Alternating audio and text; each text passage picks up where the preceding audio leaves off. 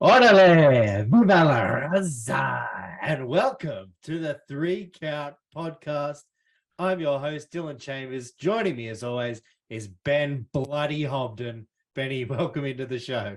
Mate, how are you? WrestleMania's behind us. What a Ooh, show. Yeah, a lot to talk about. Mate, That is massive. for sure. What a week it's been. We're going to take you through all the big news that dropped the day after WrestleMania. We'll go through and we'll give you our thoughts and ratings on the WrestleMania card. With two epic main events this year, a little bit later in the show, we're going to draft the best ever WrestleMania main events. You can follow us on the socials at 3Count Pod on Facebook, at 3Count Podcast on Instagram, and hit that subscribe or follow button wherever you're watching or listening to us. Benny, let's get straight into it. The big news dropped the day after WrestleMania. So the owner of UFC and Endeavor has purchased WWE for what's believed to be about $9 billion. Billion. Just a cheeky $9 billion. So UFC and WWE will now merge into one publicly traded company. The CEO of that company will be Ari Emanuel, who's currently the CEO of Endeavor. He is also who Ari Gold from Entourage is based upon. So pretty cool. Interesting times there. Vince McMahon will be executive chairman of this new company. Nick Khan and Dana White will be the company presidents for UFC and WWE. So Dana White under Vince McMahon now. Interesting. Yeah.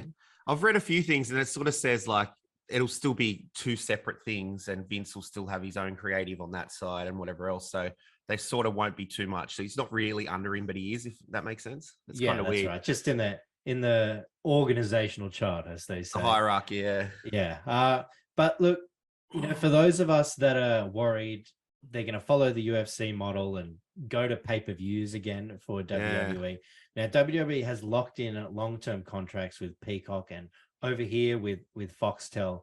And part of those contracts is having the premium live events for free, not as pay-per-views. So until all those multi-year deals are up, I think we're going to be safe from paying for pay-per-views. Now, from what we've heard, the plan is more so to build up sponsorship, licensing, hospitality, and ticketing. So that is their main focuses rather than making us all pay $30 for a pay-per-view. Well, that was the first thing I did. I texted you. I was like, does that mean we're not getting it for free anymore? What's going on? So obviously we had the network and stuff, but we were used to pay for, but yeah, not having to pay for pay-per-views, that'll be all right. Yeah. So I think we should be safe for a little while. Now, with Vince essentially, back in a chairman role, he did a few things at WrestleMania, but he was heavily involved in Raw this week in the booking, script rewrites just before and during the show, back to the old kind of Vince McMahon running Raw days. Poor old Seth Rollins came out for a segment, had it cut short and just had to go to the back. And usually when we hear reports from, some of these wrestling, publications, you take them with a grain of salt. But when there's a lot of them reporting the same thing, PW Insider, Fightful, and Meltzer all reporting that talent are quite unhappy with how things have gone down. Yeah, that Raw was terrible. Oh, excuse me. It was terrible. Like we always expect that Raw after Mania to be just so exciting and fun and whatever else. And that was just, it was a struggle. It was really bad. It was. It wasn't well run. Maybe Vince is, a bit rusty. It seems a shame that he's taken on, script rewrites and rebooking, as the show's going to air. It makes it look messy and it was easy to see. So hopefully it was just a one-off. No, I doubt it. You can understand why the talent wouldn't be happy though. Absolutely. Now we did have some interesting things happen at that Raw after Mania. We had Brock. He turned heel essentially on Cody.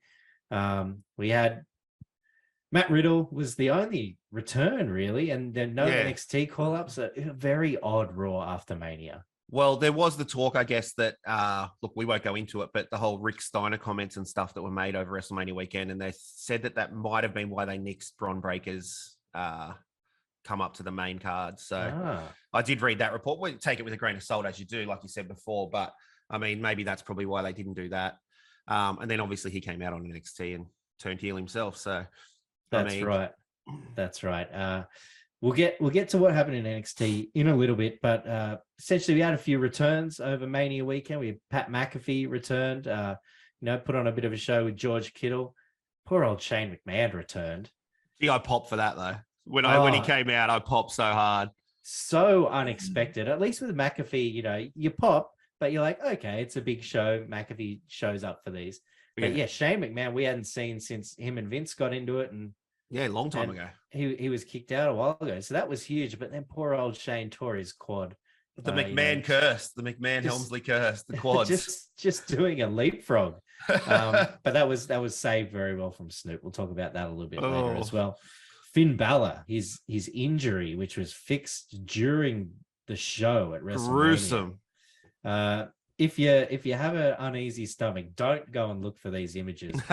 Essentially, his head was stapled shut during the match. Yeah, and they put some numbing cream around it. Yeah, it was just his head was half sliced open. Not great. Speaking of the changes that happened in Raw, apparently Bayley was pulled from Raw. She had a Twitter post after WrestleMania basically saying goodbye. I've seen that. It was taken down, but take from that what you will. Interesting stuff there with Bayley. Charlotte was not successful at WrestleMania, but apparently she is going to take a bit of a break, wants to do a bit of travel. I mean, she's just come back from a break, but do a bit of travel with Andrade and possibly enter a bodybuilding competition. Which would make sense, like she did look jacked. She looks so cut right now. Yeah, so you can see she's obviously gearing up to do that.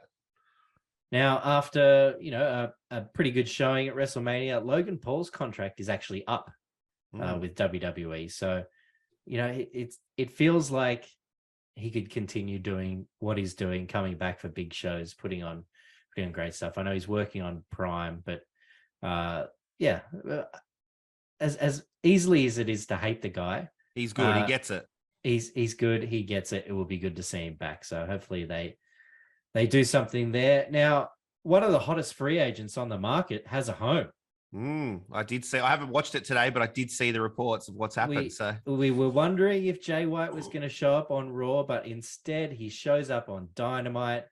Jay White is all elite, attacked Ricky Starks alongside Juice Robinson. So we know where Jay White's going now. Switchblade, here we go. Makes sense. AEW announced also as well that they're doing a big show at Wembley Stadium in London in August. So August 27th, 28th over here, and All In at Wembley. So that will be huge.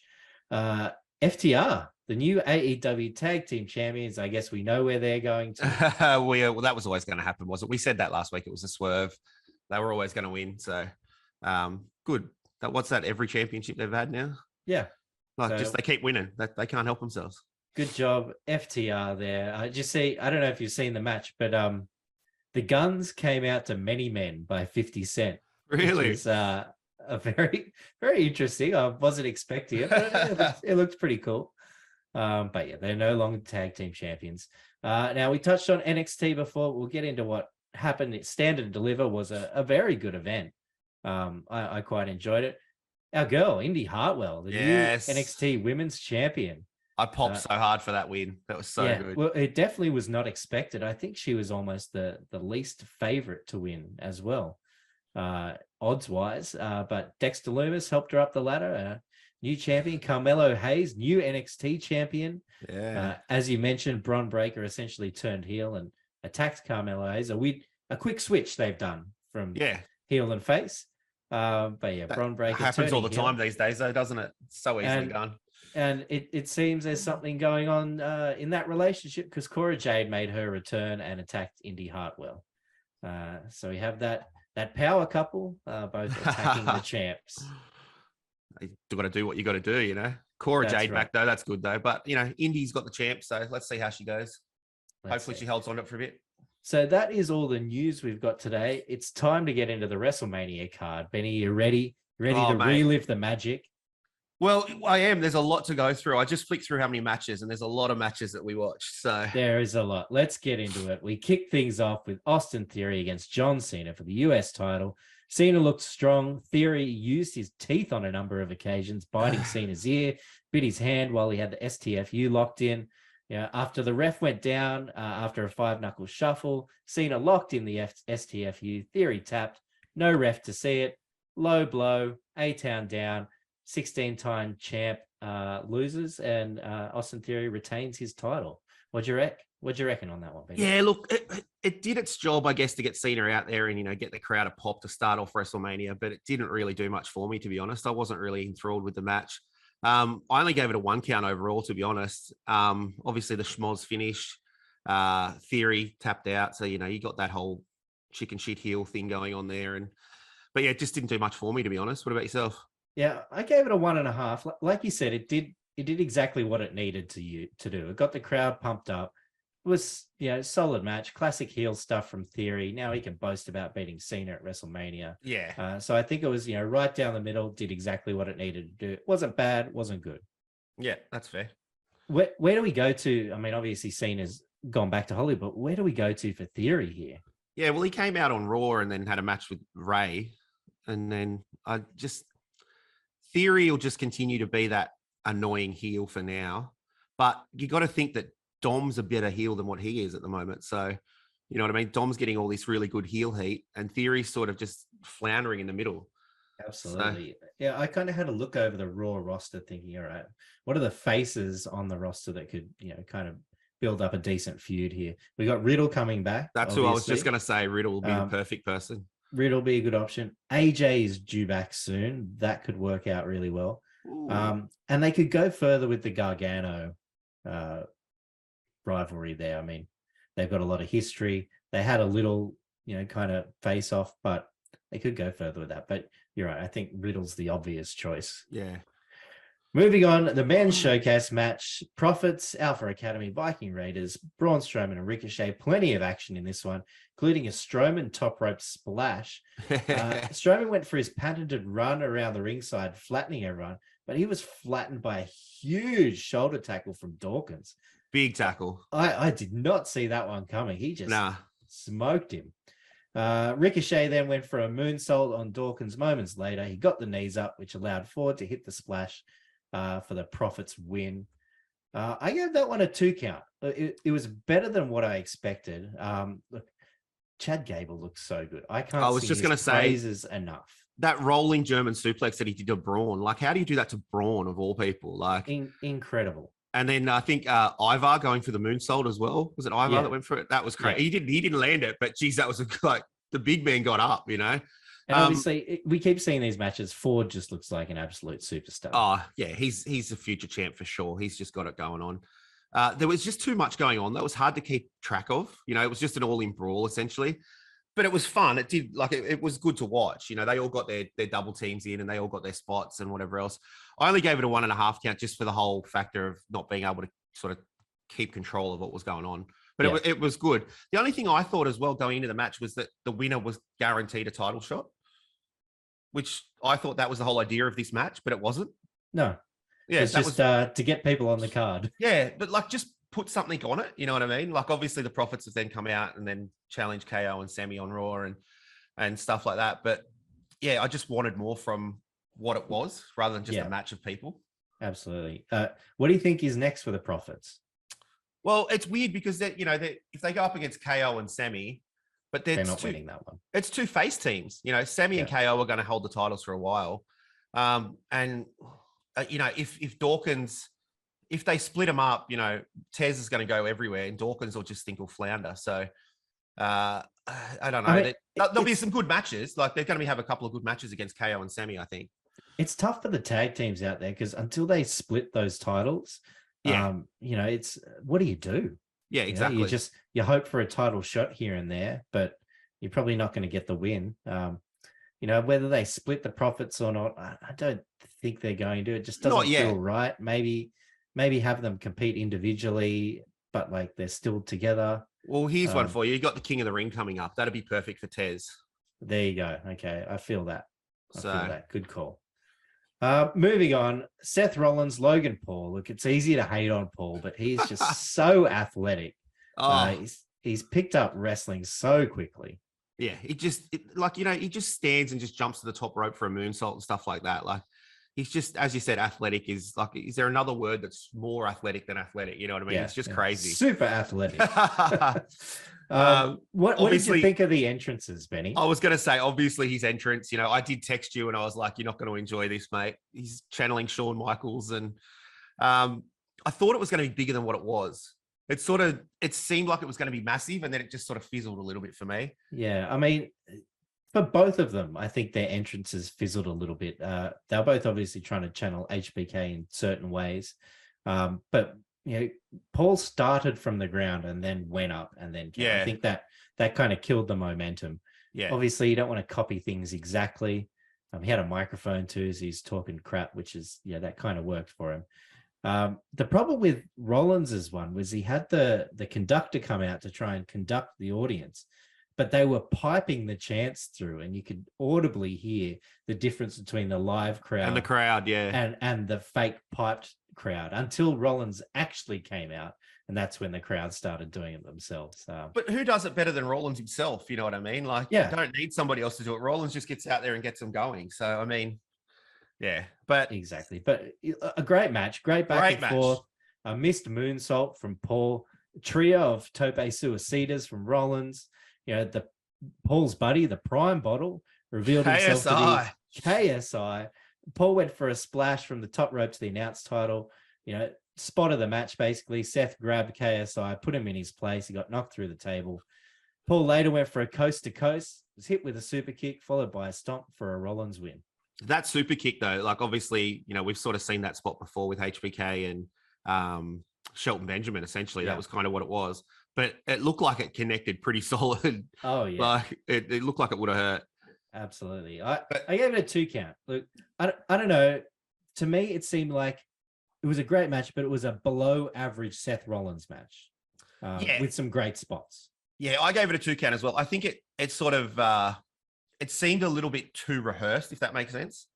And Seth sort of did carry it, and it was just spots for Logan. But I still think Logan did a great job, and 2 count for me as well.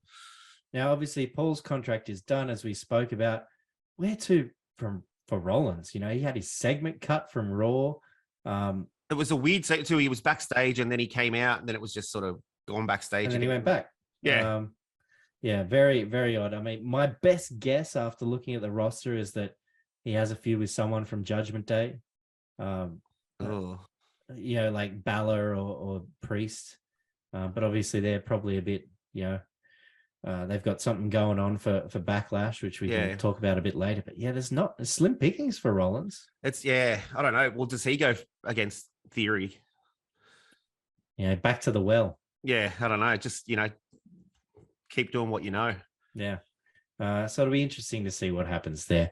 But moving on, we have the 6-women tag team match, Trish, Becky, and Lita against Damage Control. Momentum swung back and forth in this one. Bayley hit a Bayley to belly on Trish, which set up Io Sky to hit a moonsault on everyone.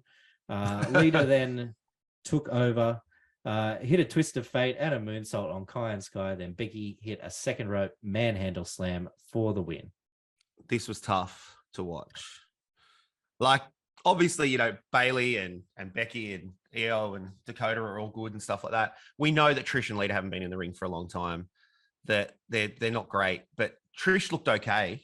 I thought Trish looked pretty decent. Yeah, Lita was... I'll tell you what, she almost bounced off the rope slower than Snoop did on night 2. That's how slow she was. Yeah, poor old Lita just looks like she's moving in slow motion. She really does, but it's gotten slower since that first Raw match when they won the title. And I don't think it's rust. I think it's just age. Oh, yeah. Well, obviously, but still, like, Trish is older than her as well. You know what I mean? Trish still look good. She just looks like she's just really let it go. You know what I mean? So it's sad to see. Obviously, I gave it a 1 count myself. I probably should have only given it a half, but it wasn't fun.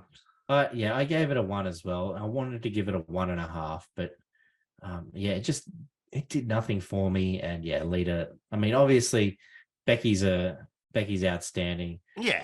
And Damage Control are outstanding too. So 1 count for me as well. And that's where they go from here. Obviously, you mentioned about Bayley's message saying goodbye, essentially. if she leaves, then it leaves the other two in damage control really sort of I mean, floundering a I little bit. felt like it was really built for them to eventually turn on Bailey. Oh yeah. But we have Liv and Raquel have a shot at the titles next week. Now, here's what I'm thinking. Tell me. I don't think we can keep the titles on Becky and Lita for too long. Oh no, definitely not. Definitely not. And I feel like a Liv and Raquel title run leading into them eventually taking on Rousey and Baszler, I feel like that works for me. Sorry, you there? Yeah, I'm here. Sorry, mate. Lost you there for a second. Lost me. So I'm saying Liv and Raquel to win the titles and then take on Baszler and Rousey eventually. Oh, yeah. Well, we'll talk about that match later as well. Yeah. Anyway, moving on. Rey Mysterio against Dominic Mysterio. In my opinion, the best entrances of the weekend. Dom's entrance from being in the jail cell, taking in the corrections vehicle to the ring with the handcuffs, the purple Mysterio mask. I thought that was so well done. Yeah, it was pretty good. We obviously thought, oh, maybe he'll come out in a lowrider, but I thought that was super cool. And it was Ray who came out in the lowrider with Snoop. Yeah. Eddie's music playing. So, in my opinion, the best entrances in one match for the weekend.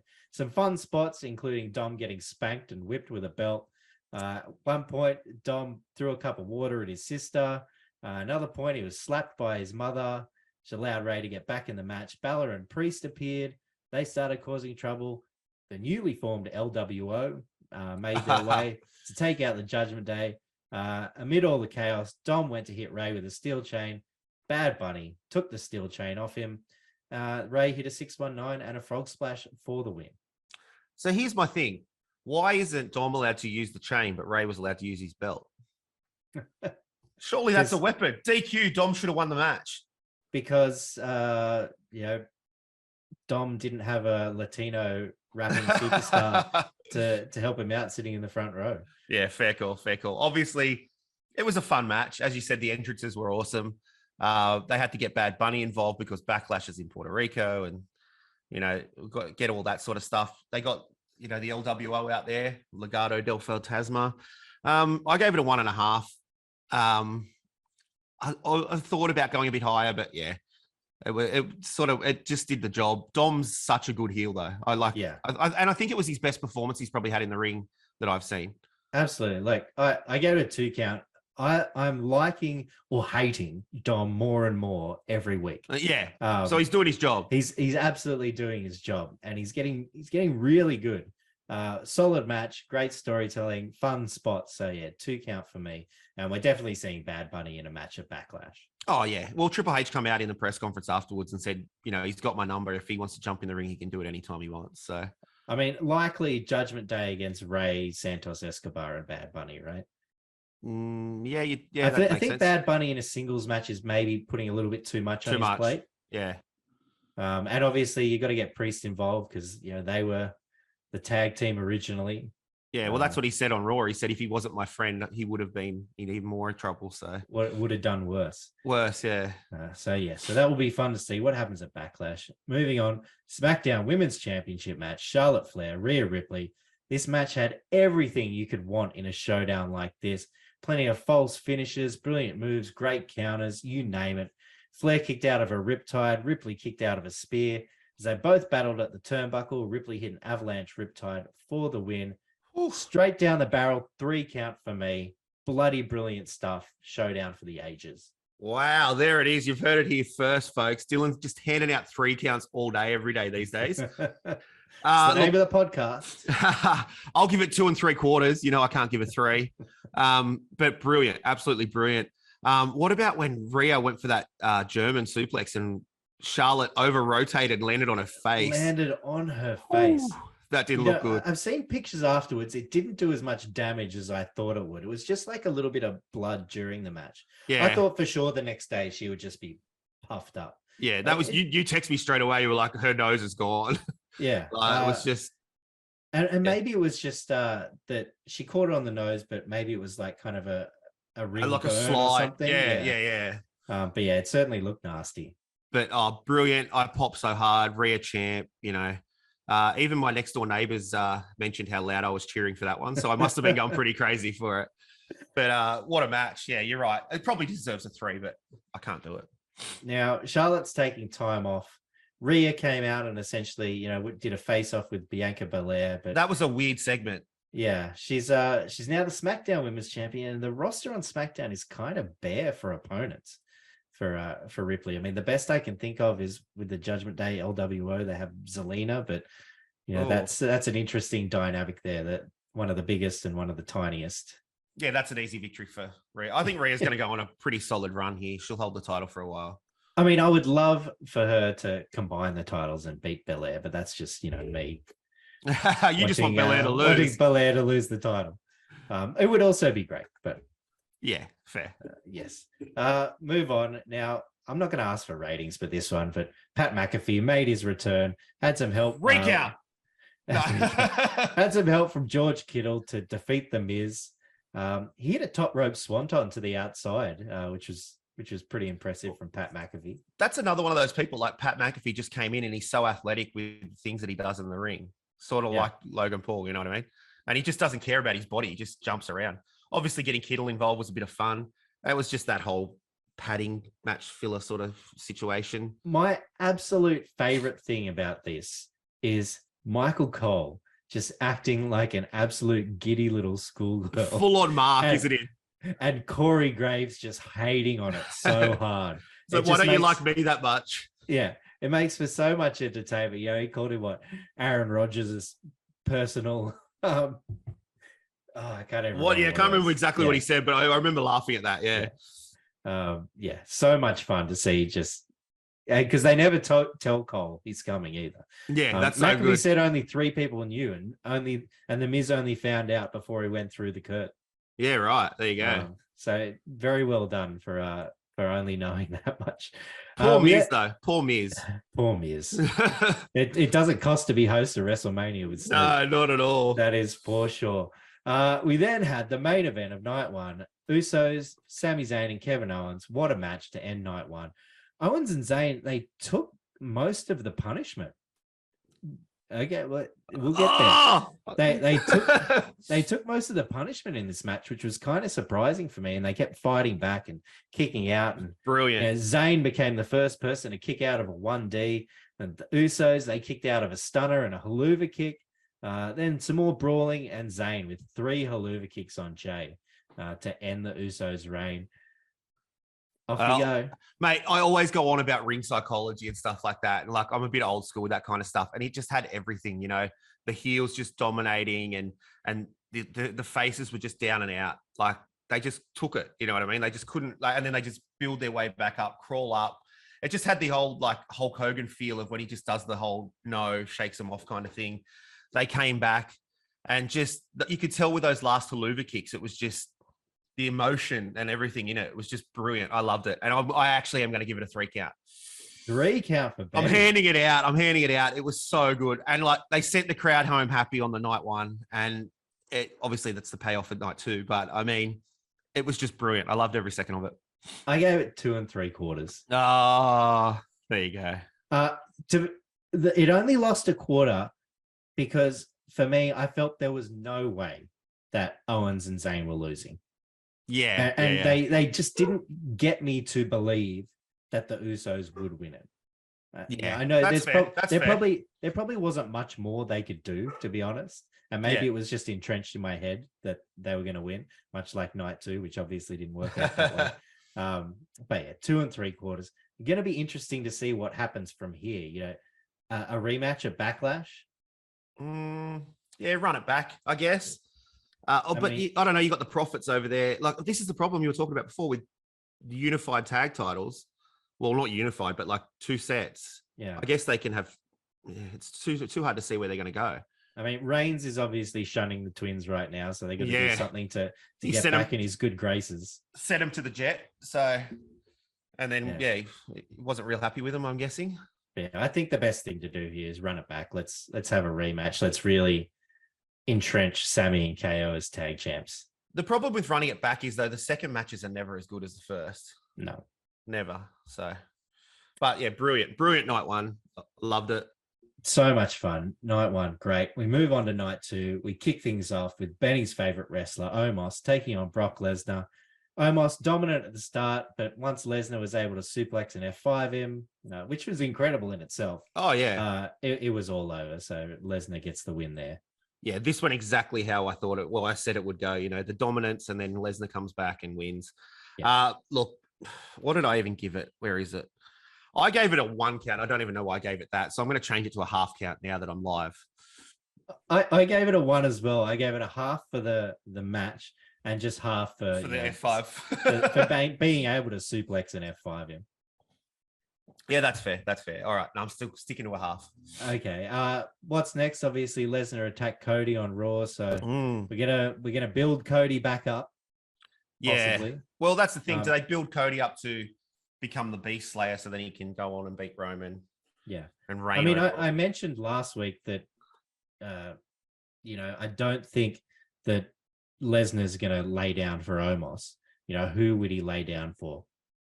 This is possibly it. Yeah, that's fair. So, and then what's for Omos? Is he just going to continue to dominate jobbers? Yeah, pretty much. What else can you do with him? Like, he's not good enough to be in the main card sort of title reign or anything like that. And he sells terribly. He's just awful. I mean, Lashley's the only thing I can think of that. We've been there. We've done it. Yeah, I don't know what to do with Omos. I'm sure Vince I can think of a few things. I'm sure Vince McMahon will put the title on him at some point. We move on. We then move on to the women's showcase match. Rousey Baszler, Morgan Rodriguez, Natalya Shotzi, Sonya and Chelsea Green. Plenty of action in this one. Baszler went out with a legit injury during the match. Ronda didn't really take a part. It was carried by the other three teams who, to be honest, all looked pretty good. Yeah, they did. Yeah. Including Chelsea Green. I thought she looked really good. A fun double sharpshooter from Natalya. I thought that was a great spot. It was all ended when Rousey tagged in and basically her first action in the match tapped out Shotzi to the armbar. Yeah, it was disappointing, but also good that they weren't in the match much. Yeah. If that makes sense, because if they were in there too long, they would have just dominated like we said they would on the preview. The crowd were just off them hard. Yeah. Like you could just hear the audible boos of just like when Rousey got in the ring and even she was like taunting the crowd going, "Oh, you don't want this. You don't want this." So, but there was a couple of good spots, like you said, like obviously the double sharpshooter, Shotzi jumping off the top rope. Yeah. Instead of getting attacked by Raquel, she jumped onto the outside to get away from her. That was pretty funny. And Liv always looks fun. She does a lot of good stuff in there. And Shotzi jumping to the outside, I was like, "Oh, is she going to hurt somebody again, or is she going to hurt herself? What's going on there?" But she was okay. So I only gave it a 1 count though. For me, I gave it a 1.5. I thought it was a solid match carried by all the women except the victors, and I thought they did a really good job with it. But obviously, once healthy, Baszler and Rousey are going to have the tag titles in sight, and like I said earlier, I think Liv and Raquel maybe get the titles. Yeah, I don't mind it. Raquel's a weird one for me. She just sort of looks like she's out of place. You know what her problem is? I figured it out at WrestleMania. What's that? She's too smiley. Yeah, it's the smile. That's what I mean. She looks like she's out of place. Like she looks like she should be like just angry and like dominating, but she's a face, so she's got a smile and it's awkward. Way too smiley. Wipe the smile off and just dominate. Yeah, exactly right. Because she could be like that Rhea level. She's so strong. Yeah. She could be like that Rhea level type person, but just get rid of the smiles.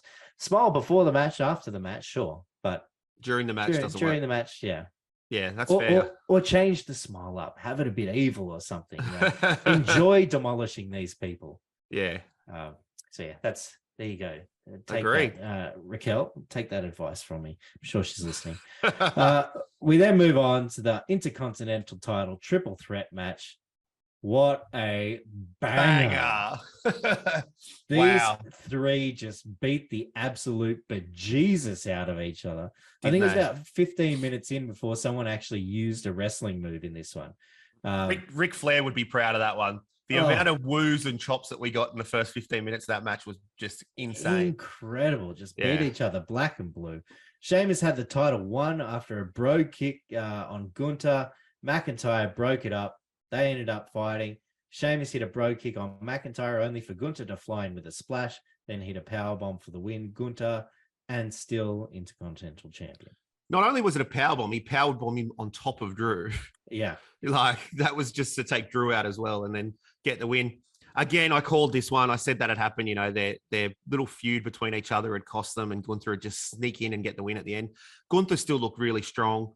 Obviously, after the match, we had, I don't think they showed it, but I've seen a picture of it. Drew and Sheamus hugging and putting their hands up for each other. And Sheamus making up. And, yeah. Put stuff on social media, you know, them saying it's time for a beer and time for a pint. A pint. A banger, though. Absolute banger. Banger. Absolute banger. What did you give it? Me. Three count. A truly special match, I thought. And I think Gunther's like next level. Yeah. Gunther is really good. This is like, I gave it 2 3/4. I don't know why I took a quarter off, to be honest. I probably should give it a 3. But Gunther's now had quite a few good matches. Like that match with Sheamus at Clash of the Castle was brilliant as well. He just keeps like elevating. And he doesn't need Imperium there either. You know what I mean? He proved that he doesn't need Imperium there. So that's good as well. No. And it was fun for them to do their old school kind of entrance for it as well. Yeah, that was pretty good.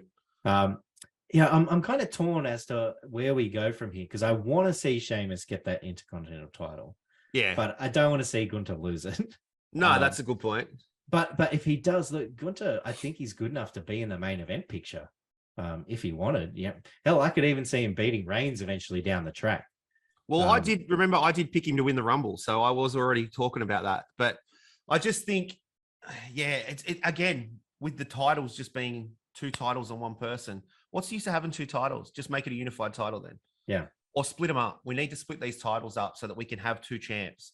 And then that way it gives the talent a chance to rise higher. Yeah. I mean, maybe if they switch the rosters up soon, which apparently they're supposed to be doing, there'll be more to see. But, maybe we just see Sheamus and Gunther again with Drew helping out to try and get his mate the Intercontinental title. Well, there was talk that Drew's contract's up or something as well. Did I read that somewhere? He's on his way. There's a good chance he's on his way out, but I can't see that happening. No, I did see that as well, but I think the talk is that he'll probably just negotiate into a new one. Moving on to the Raw Women's Championship match, Bianca Belair and Asuka. Belair was tested in this one by Asuka. She was on the back foot for most of it. Had a few near falls, but dodged the mist, hit the KOD for the win. 2 count for me. One of Belair's better matches. Don't get too excited, mate. Look, yeah. I picked, like I said, $1.72 was the best odds you're going to get for Bianca on a women's title defense. You're right, but she did look challenged. She did look like she was going to lose there for a couple of times. Asuka looked brilliant.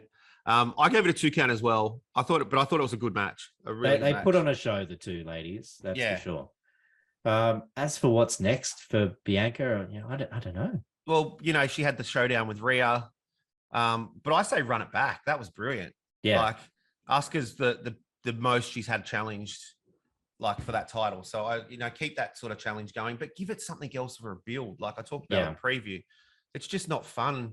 Because obviously Asuka not being able to speak English great and whatever else sort of does hinder it. Yeah. So I don't know if who else is going to go for the title? Yeah, I really can't see anyone on that Raw roster. I mean, unless Becky. Yeah. So we both said it at the same time. Picture again. Yeah. Maybe put the strap on Bailey. I don't know. Yeah, I wouldn't mind that either. I don't know where you go, but that's Belair's now 3-0 at WrestleMania. Yeah. So the streak. Here it comes. The streak. We then have another one I won't ask for a rating for. Shane McMahon / Snoop Dogg against the Miz. Poor old Shane tore his quad early on, but this Snoop kind of picked things up and ran with it, knocked out Miz twice and hit. Some people would say it's the worst ever, but I'm just going to say it's the most Snoop Dogg people's elbow you'll ever see. He definitely got some elevation when he did the elbow, but the lead up was, oh my gosh. The bouncing off the ropes was the most laid back, chill bouncing off the ropes I've ever seen. Yeah. So yes, poor old Miz loses again, this time to Snoop Dogg. I'm assuming it was supposed to be to Shane McMahon. Yeah. What did you say as well that was all Snoop or just ran an audible there and just Triple H said that it was all Snoop's call as to what they did from there, yeah. and that he's just the ultimate performer and the ultimate showman. And I don't know what I would have done in that spot. No. I mean, and the Miz, circling the ring, such professionals. No, it was well, I guess to save it from that was probably pretty well done. But yeah. It was still wasn't. Although I did have a lot of people talking about it, messaging me about it and laughing about it. Like, are you watching this? Snoop's hilarious. Like, so I mean, I guess it did sort of a job. Yeah, absolutely. I have a feeling maybe after Shane won, Snoop was supposed to do the same thing, and they just kind of possibly, ran it forward. But anyway, it worked out. We then move on, the Hell in a Cell match, Edge against the Demon Finn Balor. Two, great Mania entrances again. I like the purple smoke things that that was pretty cool. Yeah. I don't know about making everything slow-mo. I didn't like that. I did not like that at all. The video effect, but I get what they were trying to do. Look, as we mentioned, Finn was cut open during the match, powered through, was stapled during it. Tables, ladders, colored chairs and kendo sticks, which was purple and red. That was a bit weird. Purple and red, very interesting. But in the end, Edge, he hit the concerto and got the win. I gave it a 2.5 count. It was a pretty brutal match. It was brutal. I thought the wrong ending. I get that it's a get back for Edge saying I quit, a couple of months ago. But Edge never puts anyone over anymore. Yeah, that's a good point. Except Roman Reigns, I guess. Well, yeah, but that's Roman. You can't. Yeah, that's not really putting him over, is it? No. There was a few fun spots in there. Like when he tried to go for the coup de grace from the just a platform that just happened to be sitting up there on the side of the cage. Yeah, Where did imagine that that. come from? Imagine that. I bet you they'd say it was for a cameraman or something like that. Yeah. But whatever. But through the table, yeah. And then obviously the other funny one was when he had the kendo sticks and he was stuck in the corner. But then just, it was fun. It did its job. I gave it a 2 count myself. I feel like the whole, obviously taking that ladder to the head and then the match being stopped and him getting fixed up sort of ruined the momentum of what they probably would have done. So it slowed it down a little bit. And then obviously they would have had to change a few things throughout the match, but it was still a fun match. It just it's left me feeling a little flat afterwards. That's the only thing. Yeah, I agree. As for what's next, I think it's another one of those things where we don't see Edge for a little while. Yeah. And Finn will just be and Balor will get into this LWO feud, and which is disappointing, I guess, that he's sort of taking. You have such a big match at Mania, and then now you're just back to a sort of. I guess it's big because it's in Puerto Rico and it's Bad Bunny and stuff, but yeah, it'll still be pretty big time. All right, Benny, it's time. The undisputed WWE Universal Championship match, Roman Reigns, Cody Rhodes. It felt like such a big moment and such a big match. The entrance is added to that. Cody's as big as always. Found his family, found John Huber's son. Roman then came out using the dueling pianos to kick off his entrance. That was weird. It was weird. I get they're trying to do something different, but such a red hot main event. The match featured interferences from Solo, him getting kicked out, Usos appearing, KO and Sami Zayn appearing, 1,000 false finishes and finishing moves. And finally, Solo sneaking back into the ring to hit a Samoan spike on Cody, just as Cody was about to hit that third crossroads and surely get the win. She allowed Reigns to hit the spear and just take the life out of SoFi Stadium. Didn't it? It was crazy. Ooh-wee. You could hear a pin drop like from here in Australia. That's how it was crazy. It was a pretty good match though. Yeah. Like you said, 1,000 false finishes, like at any second. And you could physically see Reigns was like, I'm in trouble. Like that's like he was sitting in the corner, like going, what's going on? This is crazy. Which I think Reigns has really learnt how to get his facials across these days and stuff like that. Absolutely. It was fun. There's one thing that Triple H said during the press conference. It's like every little thing he said, Reigns is next level right now. Every little thing he does in the ring means something. Yeah. That's a good point. Even the tiniest thing, everything means something. Yeah. But I gave it a 3 count. Yeah, I gave it. Yeah, go. Like putting aside the ending. Yeah. The match was incredible. It had everything. Yeah. and just, you were up, you were down. 3 count for me. Yeah, I gave it 2 3/4.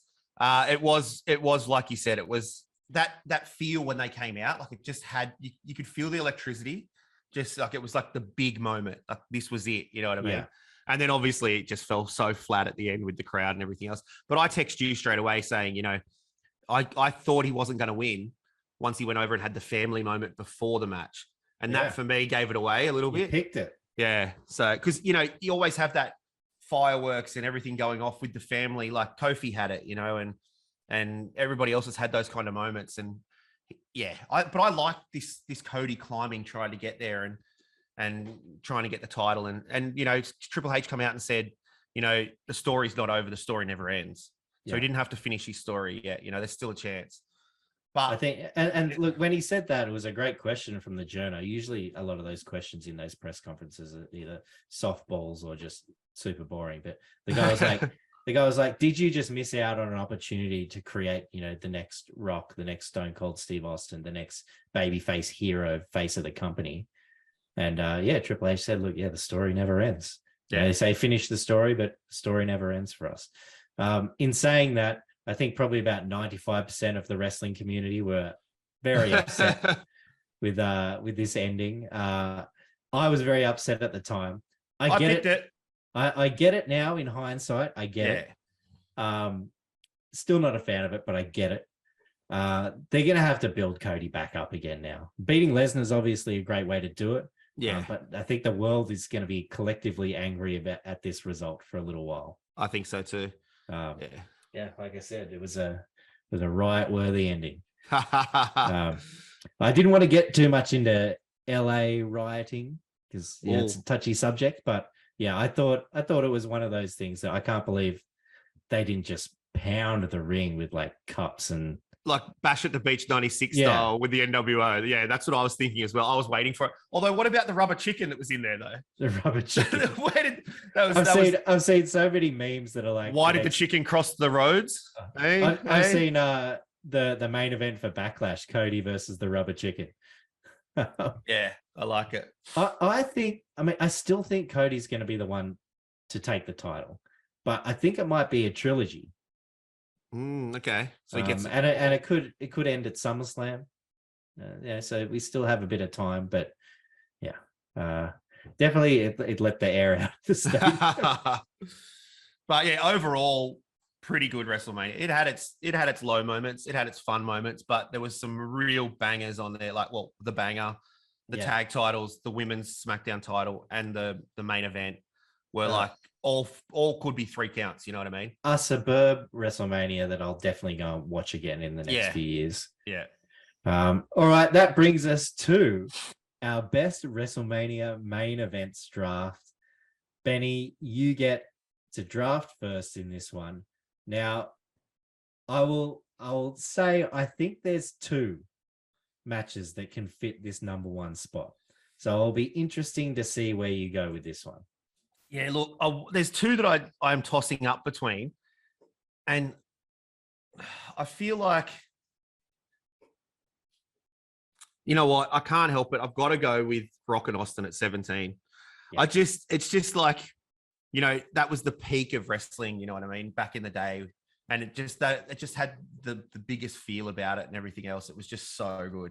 Austin shocks the world and sides with Vince McMahon, and WrestleMania 7, X7, as we're supposed to call it. Sorry, yes, X7. But great pick. That was one of the 2. The other one, WrestleMania 26, Undertaker versus Shawn Michaels. Shawn Michaels' retirement match, where Undertaker had to put him out of his misery. Yeah, it was retirement versus the streak, essentially. And, that was my other one as well. The only thing with that one was the match that they had, the first match they had, which wasn't a main event, was better than this one. You think? I think it was. Okay. Yeah, but they were both absolute classics. Both classics. Yeah. All right. I don't know where to go next. There's now you can go anywhere. That's what I mean. It's just personal preference now. And, guys, you can roast me if you want to for my picks from here on in. But I'm going to go the Homer pick. I'm going to go Brett and Sean at 12. Look, it wasn't. I was hoping it would slip back to me in the later rounds. But that's why I'm taking it, because I know I didn't want you to have it. So well done. Well yeah. done. That is my first ever like big WrestleMania memory. That WrestleMania. Yeah. Yeah. Absolute great pick. All right. Where to from here? I'm gonna go with the heist of the century. Yeah, that was the other one I was tossing up with. WrestleMania 31. Yeah. Lesnar against Reigns, with Rollins cashing in his Money in the Bank contract. Yeah. Great pick. Great pick. All right. Third pick, I'm going to take. There's two I'm tossing up here as well. They're 5 years apart. Oh, I'm going to go Edge versus Taker. Edge Taker. 24. Okay. You know, it was the streak on the line again. Obviously, the streak's always on the line, but you know, he'd never lost at Mania, but Edge had never lost to Taker either. So it was like that. You know, I thought it was a brilliant match. Yep. Good pick. I didn't even have that on my list, to be honest, but wow. Fantastic match it was. Well, then I'm going to take the next one on my list, which is Orton against Daniel Bryan against Batista, WrestleMania 30. Daniel Bryan, after beating Triple H to get inserted into the main event, then wins it all. Yeah, that was the payback, wasn't it? With the whole yes movement and everything like that. And great match though. Great match. Absolutely great match. Three of the best. Yeah. Two of the best, and Batista. No, Batista was good. he was bad, but he was good. All right, I'm going to take. This one was a fun match. It was a good match. But it's mostly remembered for the spot at the end. And that's WrestleMania 19 between Brock and Kurt. That was one of the next two on my list. Yeah. Yeah. Just, you know, when he went for the shooting star press and landed on his face. And the bot shooting star press, but a freaking brilliant match. Yeah, great match. But you know, maybe it almost adds to the intrigue of that match, the botched. Oh, I think so, yeah. The bot shooting star press. Okay. Where to? Oh, we've still got two picks. Okay, this is good. I am going to take. You can't have a best main event WrestleManias without an Austin Rock main event. You've taken the better one. I'm going to take the second one, which is WrestleMania 15. Yeah, that's fair. Austin the Rock, Mankind, the referee. It's Austin on my list. the win. Yeah, great match. Mankind adds to it. It was great. What's this? My last pick. This is your last pick. All right. There's a couple on here that I probably should take ahead of this. But this is also, again, that peak time of wrestling. I'm going to go WrestleMania 14, Austin and HBK. Sorry, that was mate. The next one on my list. Yeah. It just, you know, Mike Tyson, DX. And yeah, it was just, it was because, you know, Shawn was leaving. It was ready for Austin 316 to take over and, you know, grab that brass ring, and as they say, and that was the elevation of the Attitude Era. So, yeah. Absolutely. Damn, I wanted that one. The rest, I'm not so sure about what I've got here for my last pick. I'm kind of torn between two, and they are 11 years apart. Oh, let me have a look on my list here. And, you know, maybe it's recency bias, but I am going to take Roman and Cody. Okay, that's fair. Just I didn't even think about that one, to be honest. Like but that's fair. You could have it. Of course. The feeling going into that match, as we just spoke about, it just felt like I don't know, there was something different about it than the other kind of Lesnar Reigns, or, you know, kind of whatever other WrestleMania main events we've had the past few years. It felt like there was something different. Obviously, the result wasn't different, but yeah. So Roman Cody for me. What do you have on your honorable mentions there, Benny? Well, obviously, you can't go past Hogan. You know, Hogan and Andre at 3, just the spectacle that it was. Hogan and Warrior at 6 as well. That was the, you know, Warrior taking over from Hogan essentially. What else did I have? I thought Lynch, Flair, and Ronda at 35 was pretty good as well. I had that one on my list as well. Yeah. The one I was tossing up there was, surprisingly a John Cena match. The first Cena Rock match. Yeah. Was just another one of those. It just felt something different. So Cena Rock at Mania 28 was the other one. And then, I didn't actually have it on the list, but it was a sneaky underrated one, Cena and Shawn Michaels. Yeah. I did look at that one. I didn't have it on my list, but yeah. What about the other one, the fatal 4-way elimination match with Triple H, The Rock, Mankind, and Big Show? Wasn't a great match with a McMahon in every corner. Yeah, when I was looking through, I was like, that was a pretty funny one. Like, obviously not going to make the list, but yeah. All right, so that is it. We've got Benny, Rock Austin, WrestleMania 17. Shawn Michaels, Bret Hart, Mania 12, Edge Taker, WrestleMania 24, Lesnar Angle, Mania 19, and Austin and HBK, WrestleMania 14. I've got Undertaker, HBK, WrestleMania 26, Lesnar, Reigns, and Rollins, Mania 31, Orton, Bryan, and Batista, a couple of triple threats. Triple threats, yeah. WrestleMania 30, 1 year apart, Austin Rock, Mania 15, and then Roman and Cody from this year. That is the 3-count draft, and that is it for the show this week. Look, we're going to be back in a couple of weeks. We're going to preview Backlash from Puerto Rico. And we'll have all the latest news and, of course, another 3-count draft. Benny, thanks for joining us. Thanks, Dill. WrestleMania in the books. Great one. And we'll see you all next time on the 3-Count Podcast.